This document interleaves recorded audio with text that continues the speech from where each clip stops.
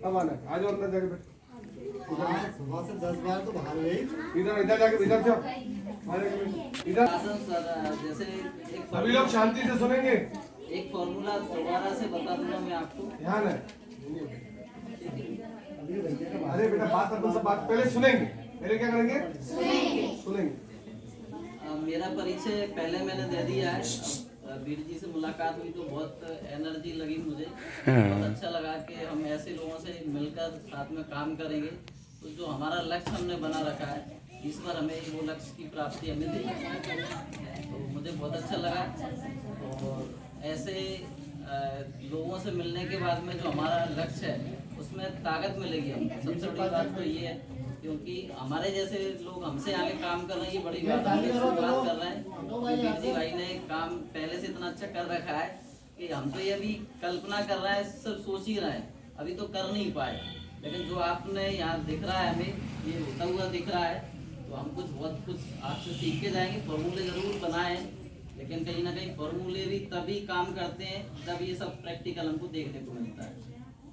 तो मैं इनसे बहुत प्रभावित हुआ। और इन्होंने इस तरह से सारे काम जो एक व्यक्ति एक ही काम करता है, लेकिन इन्होंने तो अभी अरे बहुत सारे के लोगों को भोजन कराते हैं पर डे। वो भी ये मेरे सपने थे, मैं यहाँ सुनने को मिल रहा है। नहीं, अभी तक तो आपने यही सोचा था कि मेरे सपने थे जितेंद्र भाई पूरे करना है, तो मैंने कहा भैया वीर जी से मिलो, मैं क्या पूरा कर रहा हूँ, वहाँ तो जमीन पे दिखेगा। कपड़े वाला मेरे मन में ही चलता रहता, लेकिन कभी कर नहीं पाया। ऐसे ही ये रोज का भोजन का चलता था। मैं रोज एक भाई कोई कभी कभी खिला देता था, मुझे ये लगता है कि रोज खिलाओ यार कम से कम।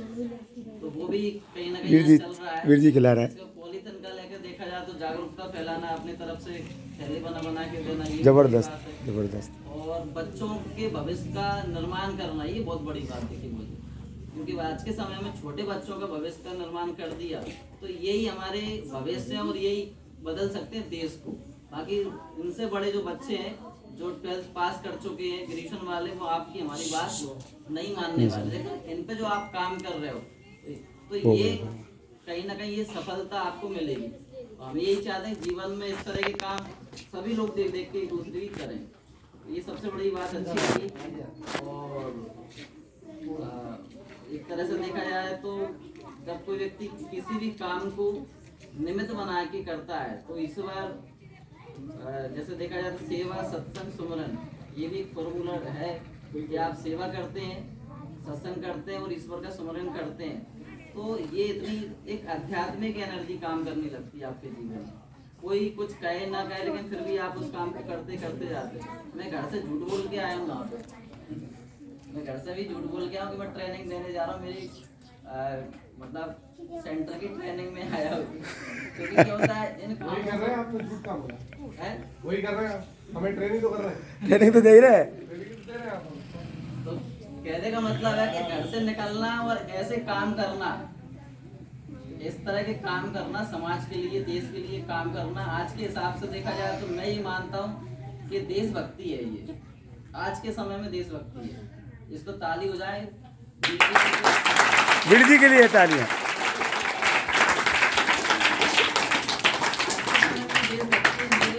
आज अब देश तो हमारा आजादी है, तो हम कोई लड़ने तो जा नहीं रहे कि बंदूक चलाना है। तो भाई अगर हम समाज को या देश को बदल रहे हैं या कुछ कर रहे हैं, तो यही आज के समय में देशभक्ति है। बिल्कुल। तो जो हमको आपको देखने को मिली, और हम कोशिश करेंगे इसी तरह का काम धीरे धीरे हम गुलाम स्टार्ट करें। और उसमें एक इन्होंने कहा था सुनने का मतलब है ना, कि आजकल हम क्या कर रहे हैं, सुन नहीं रहे, मतलब है ना, सुनाना चाहते हैं, सिर्फ सुनाना चाहते हैं। तो उस पर भी एक फॉर्मूला बना रखा है, हर चीज पे थोड़े थोड़े फॉर्मूला। अभी जो मैंने छोटा सा फॉर्मूला अभी बना दिया था, ये पढ़ने का फॉर्मूला। इन बच्चों से मैंने पूछा कि किसी भी परीक्षा में प्रथम श्रेणी से उत्तीर्ण होना चाहते हैं, कैसा बात करते हैं खड़ा, मुझे पता है। मैं किसी से पूछता हूँ फर्स्ट डिवीजन बनाना चाहते हो, हर बच्चा करेगा। पैसा कमाना चाहते हर बच्चा करता है ना। सुंदर होना चाहते हो, हर बच्चा करे, हाँ सुंदर होना चाहते। तो मुझे पता है वो क्या चाहता है, लेकिन कैसे, ये बड़ी बात है। हाथ खड़ा करने से क्या पैसा कमा लोगे क्या आप? हाथ खड़ा करने से क्या आप फर्स्ट डिवीजन बना लोगे क्या? हाथ खड़ा करने से क्या सुंदर बन जाओगे क्या? है ना। उसको कैसे प्राप्त करना है, सफलता कैसे प्राप्त करना है, उसके फॉर्मूले कुछ बना रखे। तो ऐसे ही एक फॉर्मूला भी ये मैंने जस्ट अभी बनाया था, पढ़ने का फॉर्मूला। तो मैं इनसे पूछ रहा था किसी भी परीक्षा में प्रथम श्रेणी से उत्तीर्ण होने का फॉर्मूला, यानी आप फर्स्ट डिवीजन बनाना चाहते हैं क्या? सबने हाथ ऊंचा कर दिया। तो मैंने कहा इसको पढ़ के दिखाओ, तो पता लगा इसमें से 50% बच्चे पढ़ नहीं पा रहे थे। ये किसी भी परीक्षा में प्रथम श्रेणी से उत्तीर्ण होने का ये पढ़ नहीं पा रहे। हालांकि इनकी गलती नहीं है, क्योंकि अभी स्टार्ट है, इनको पढ़ना ही नहीं आता। तो फर्स्ट डिवीजन की बात अलग। हमारा यही तो दुर्भाग्य है कि 1-1 लाख की तनख्वाह वाले सरकारी टीचर जो हैं, जिस स्कूलों में, सरकारी स्कूलों में बच्चे पढ़ते हैं, यहाँ 7वीं के बच्चे को हिंदी पढ़ना नहीं है। ये दुर्भाग्य है हमारा। बिल्कुल क्योंकि बिल्कुल। उनके खुद के बच्चे जिनको 1 लाख तनख्वाह मिल रही है और उनके खुद के बच्चे को 5,000 की तनख्वाह वाला टीचर पढ़ा रहा है और उनसे बेहतर बना रहा है और उनका भविष्य बना रहा है। लेकिन वो 1 लाख वाले देखो नमक हरामी कर रहे हैं, कि देश के साथ भी नमक हरामी कर रहे हैं। और उनको जो करना चाहिए, उनके अंदर वो प्रेम ही नहीं, जो भावनाएं होनी चाहिए, अगर वो कर देते तो आज बच्चों का ये भविष्य ना हो। मतलब ये प्रेजेंट ऐसा है, भविष्य को हम कैसे बनाएंगे? क्योंकि आज इनको 7वीं 8वीं के बच्चों को हिंदी पढ़ना नहीं है, तो फिर इंग्लिश से कैसे पढ़ेंगे? और हम एक तरफ कह रहे हैं डिजिटल इंडिया बनाना है, तो कैसे बन पाएगा जब हिंदी नहीं आएगी तो इंग्लिश कैसे समझ पाएगी? उलझा रखा है। तो इसी वजह से फिर जब इनको पढ़ना नहीं आ रहा था, तो मुझे ये लगा कि अब मैं इनको एक्सप्लेन क्या करूं, कैसे समझाऊं। तो फिर मेरे मन में आया कि भाई जब इनको पढ़ने नहीं आ रहा तो क्या करें। तो पढ़ने का फॉर्मूला मैंने आज ही बनाया है। तो ये फॉर्मूला अभी आप इसको टेस्ट कर सकते हैं, ये काम करता है कि नहीं करता। ओके। सबसे पहले हमें अक्षर का और मात्रा का ज्ञान होना चाहिए। फर्स्ट, अगर पढ़ना सीखना है, अगर अक्षर और मात्रा का ज्ञान नहीं है तो हम अक्षर पढ़ ही नहीं पाएंगे। मतलब उसको जानेंगे कैसे, छोटा क्या है, बड़ा क्या है, छोटी क्या है, बड़ी क्या है। तो सबसे पहले हमें अक्षर का ज्ञान होना चाहिए और अक्षर के साथ मात्रा का। अगर दोनों का समागम करेंगे, जैसे रा, पता लगे ये रा है, अब आ का डंडा लगा है तो बड़ा उम्मा, तो क्या बन गया? राम बन गया। तो अक्षर का ज्ञान होना पहले जरूरी। तो सबसे पहले अक्षर के ज्ञान में हिंदी 52 अक्षर होते हैं और इंग्लिश में होते हैं 26 अक्षर।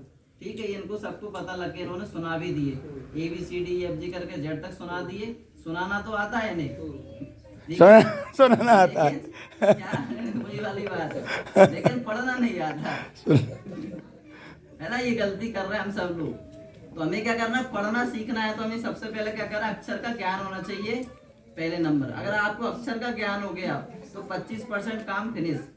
अब अक्षर के बाद में शब्द बनता है। जैसे मैंने कहा राम, मेरा नाम सतीश है, ठीक है, आपने नाम बता दिए, या वीर जी ने वीर जी का नाम बता दिया। अब क्या बनेगा? शब्दों के बाद और मात्रा के बाद क्या बनेगा? शब्द बनेगा। आप और हम सब शब्द ही हैं, है ना। राम कुमार शर्मा, ये शब्द है। राम एक शब्द है, कुमार एक शब्द है और शर्मा एक शब्द है। पर हमें शब्द का ज्ञान होना चाहिए। जब शब्द का भी ज्ञान हो जाएगा तो 50% हमारा काम पढ़ने का फिनिश हो जाएगा।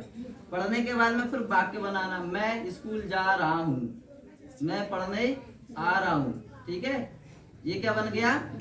वाक्य बन गया। बहुत बढ़िया, बहुत बढ़िया।